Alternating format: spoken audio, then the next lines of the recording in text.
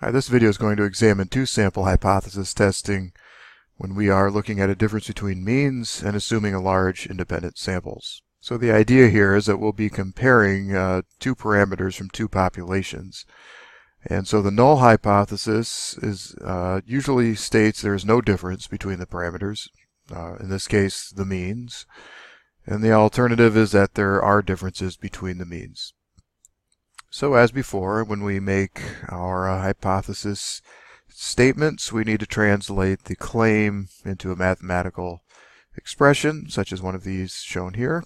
And we'll be looking at the two-sample z-test, which assumes randomly selected samples. They're both independent samples, meaning they're not affecting each other. And the sample size is at least 30, as is the case with z-scores. And what this shows is that the sampling distribution for the difference of means is normally distributed with a mean and standard error of the following. Mu sub x1 minus sub x2 equals mu1 minus mu2, and the standard error is shown here, this equation.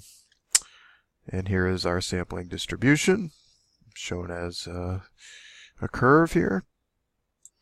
And this is the equation for finding our test statistic, our z-score, and it is the z equals the difference of means, x bar minus x bar 2,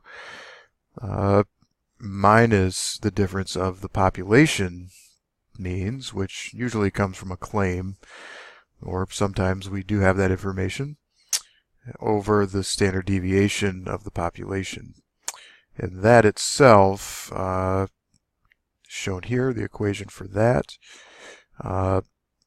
is the square root of the population variance 1 divided by the sample 1 over the population variance 2 over the sample 2. So that will give us the denominator down here. And when we calculate that, we'll get our test statistic. And so these are the steps. We first make our claim stated mathematically. We specify our level of significance, our alpha.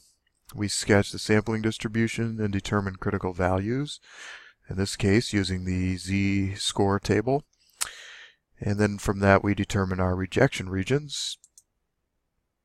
We then find our standardized test statistic using the above mentioned formula. We make our decision based on the test statistic whether to reject or fail to reject the null hypothesis, and then interpret our decision in the context of the original claim.